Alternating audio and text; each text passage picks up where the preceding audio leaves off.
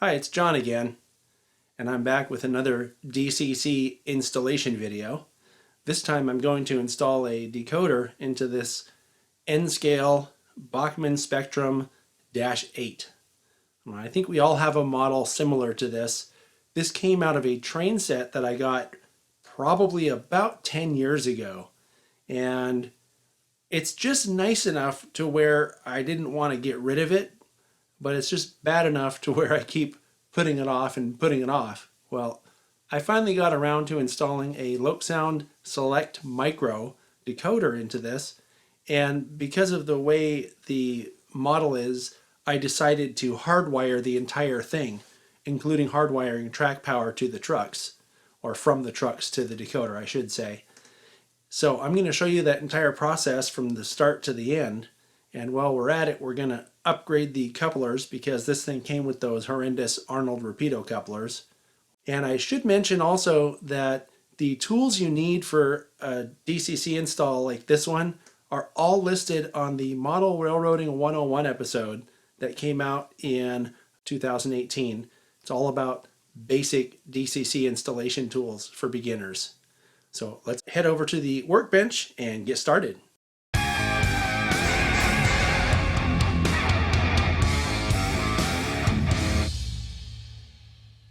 I'll take off the fuel tank, and with the Arnold Rapido couplers already off, the shell will just pull off.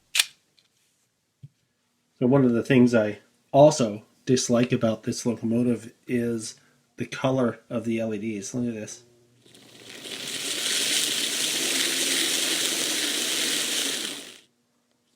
So I don't know about you, but I have never seen a real locomotive that has these bright white, almost daylight looking lights in it.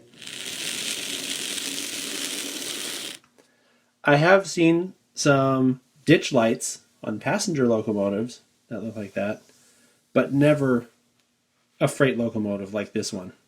So one of the things I'm planning to do is to replace the LEDs with something that's more prototypical, probably a warm white LED. I'd like to put a speaker in here, so I'm figuring I can just take this out completely. I might mill the frame a little bit. I need to look at it and see, but I think I can put the decoder somewhere on here and also a speaker.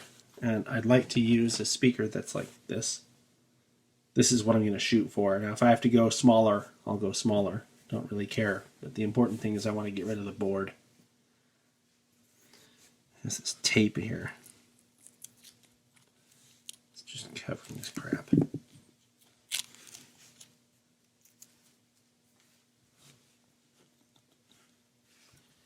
It looks like these are just clips to the motors.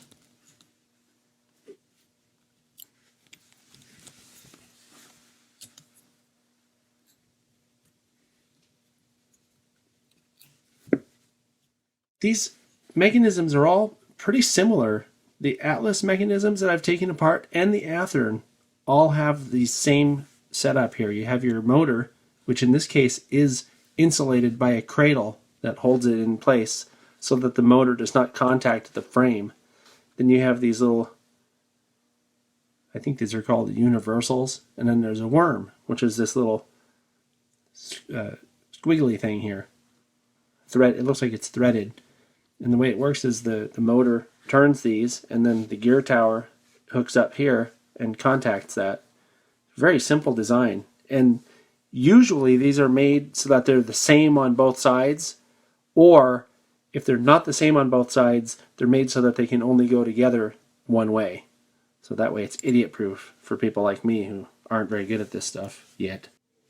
I'm thinking there's a lot of space right here, because look how tall the shell is. And I think I could fit a speaker like this and build a fairly large enclosure for it. So the sound's going to be good in this thing. And I think I'm going to try to figure out a way to add a little spacer on the top here, because I don't know if the spacers that come just on the side will be enough to keep everything apart the way I want it to be kept apart. I think I will cut this material off. It's not really serving any legitimate purpose right now. And if I get rid of this, it'll give me space to have the decoder up in the front here. The only thing I don't like about that is the fact that there is no interior in the cab. Alright, so I took it apart the rest of the way and I cut off these two little pieces like I was talking about. Just took them off the front there. And it's worth mentioning that you don't have to have a motor tool for this, a rotary tool. I used a hacksaw to cut it and a file to clean it up so that I won't get metal splinters now. But you can see where those things were. The important thing is to blow off this little metal shavings. The next step in my process here is going to be putting an orange soldered wire on the contact down here and one on the top up here. And that'll be the hard wiring for the motor. And what I think I'm going to do is I'll have one come out of one side and the other one come out of the other side, maybe from down here or whatever. That way I don't have to have them both on the same side. It might create a problem later. I'm going to clean out those possible contacts with some alcohol. That'll ensure that there's a good clean surface for the solder to stick to. And I'm just going to do it on all of them. Next I'm going to apply a very small amount of liquid flux to one of these contacts.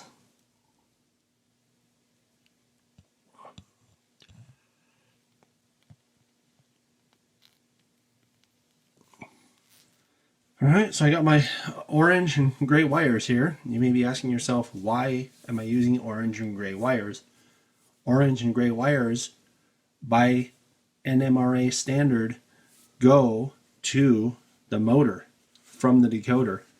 So my theory here is I'm going to run a gray and an orange, one from each side here, and they'll attach up on the decoder eventually. And I'm going to solder them to the motor now and leave the other end up here, because sometimes you get them reversed and the engine will run in the wrong direction. So if that happens, I'll just have to switch them later, and they may not match up here at the decoder, but the important thing is that the engine will be running in the right direction when the light comes on, for the direction that it's running.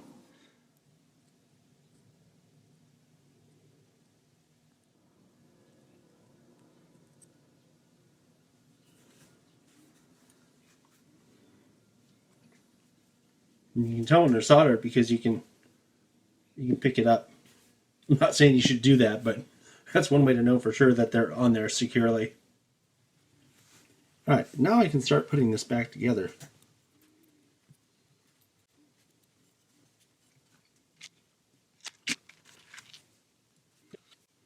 That's as far as I'm going to take this for now. I need to make my connections to my trucks now.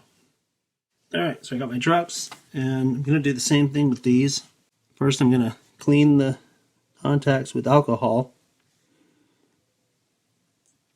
And the reason I'm doing this is I don't want junk on these to affect how well they solder or how easily they solder. Alright, so I put some flux on this copper contact. I'm going to put my solder on it. These are just little bits of solder so that when I put the wire on them it'll stick real easy.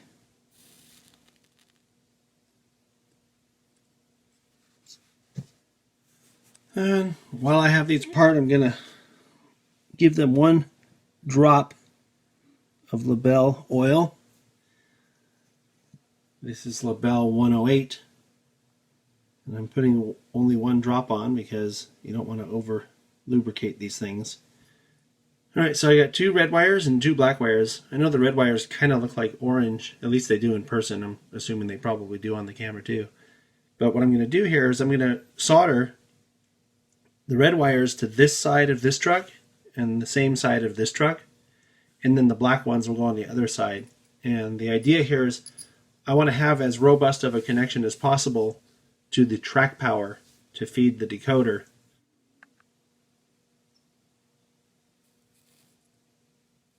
The reason I have these colors the way they are is that red is always on the engineer side and black is always on the fireman side of the locomotive. So eventually it will be going this way.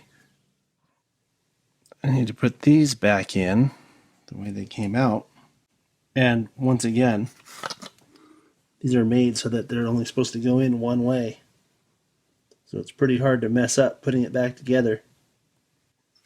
After looking at it for an extra minute, I realized that I had the cradle seated in the wrong half.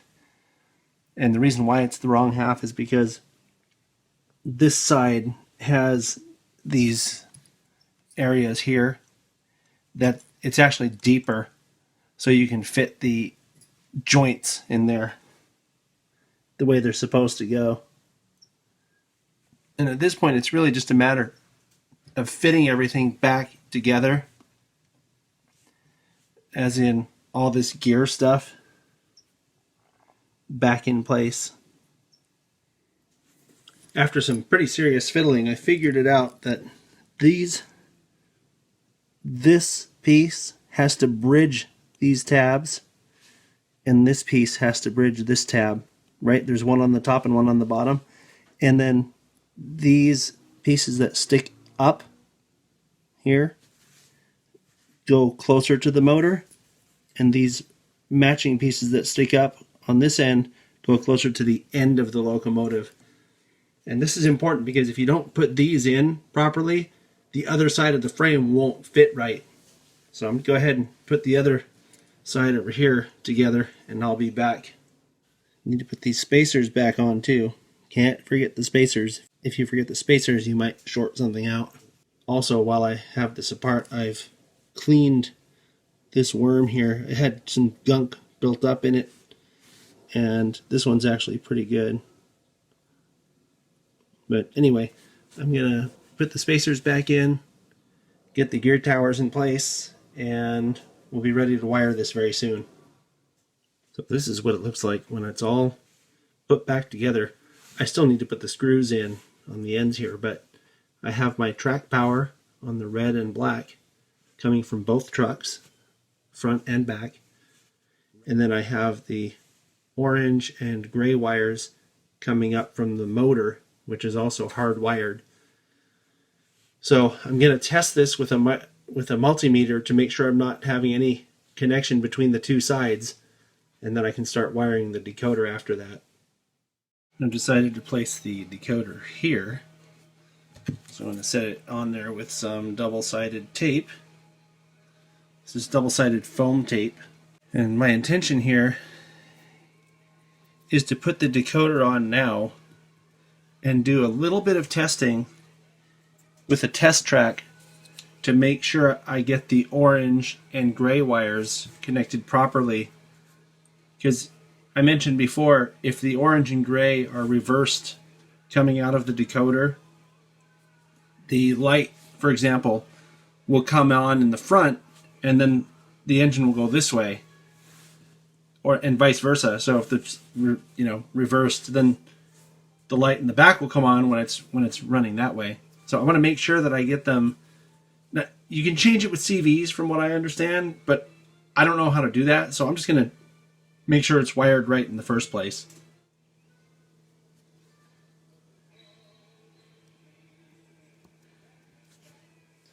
Something else I've realized now that I have the decoder on there is that I really didn't need to connect this orange here and the gray to the other side, because the wires on the decoder are definitely long enough to reach these direct motor contacts. But whatever, it's okay. I'm still going to use them the way they are just for the testing. So I'm going to connect here the orange to the orange and the gray to the gray on the other side and give it a test. To perform the test that I was just talking about, I'm going to also have to wire some power to the decoder and wire a couple of lights, one on the front and one on the back. That would be the white and blue and the yellow and blue respectively. The white is the front headlight, and the yellow is the back headlight.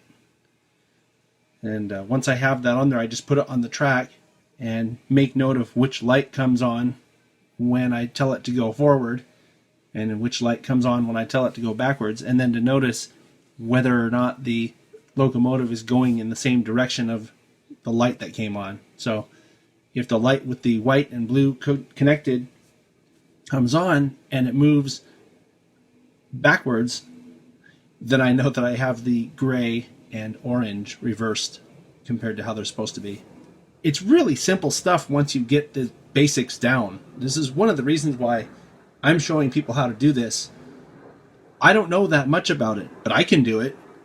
So if I know as little as I do and I'm able to make these things work, I think you can do it too.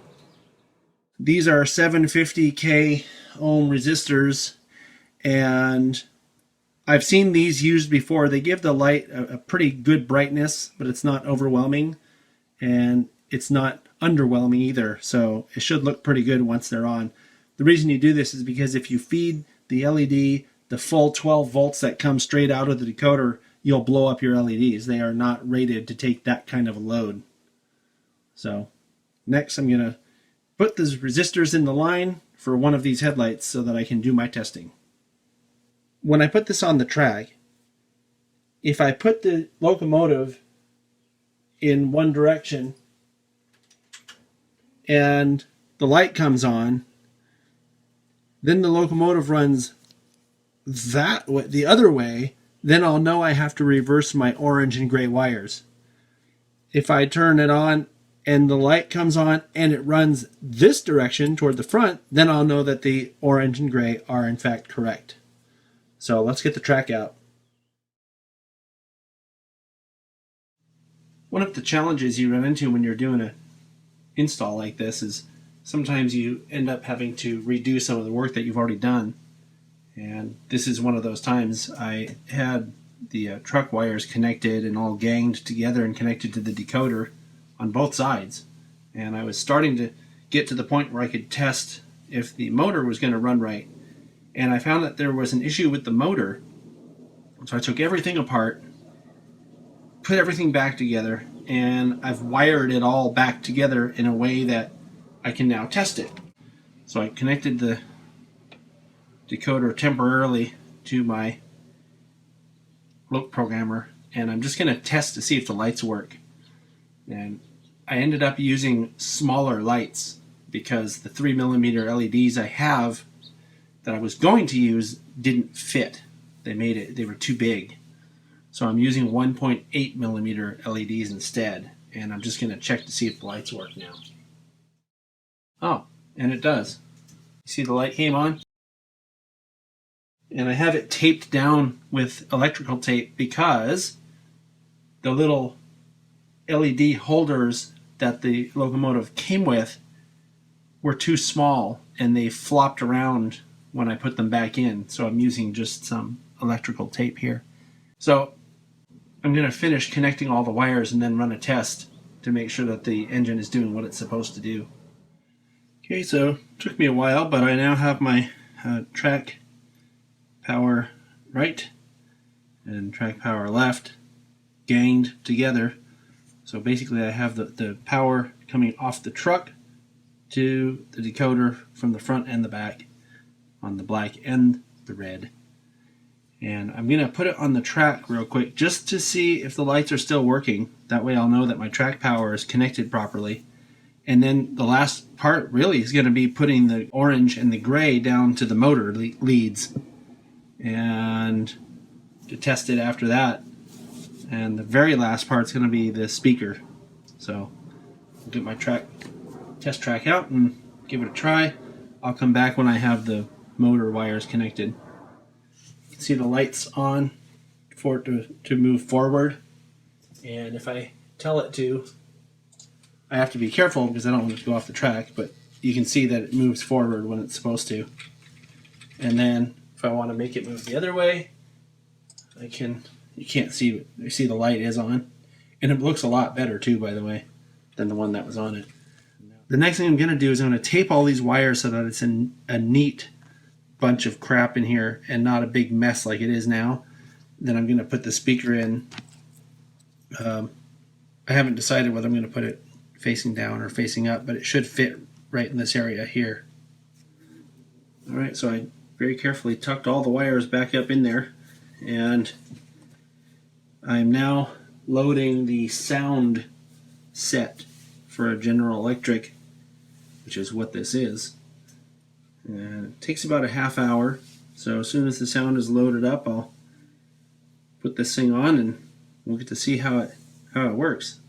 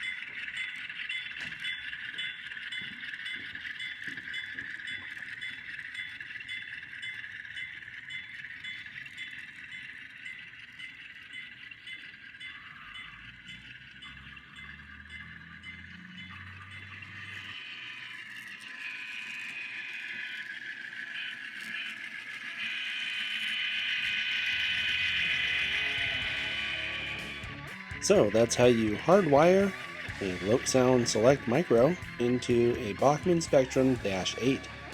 I hope you've learned something watching me do it, and I hope that it gives you the confidence to try it yourself. It's really not that hard if you understand the basic concepts of where everything goes. And as usual, I'd like to point out that I don't have a lot of experience doing this, and I think that if I can do it, you can too. Please consider subscribing, and you're also invited to join me on Patreon if you find my content useful, helpful, entertaining, or otherwise good. Thanks, and make it a great day.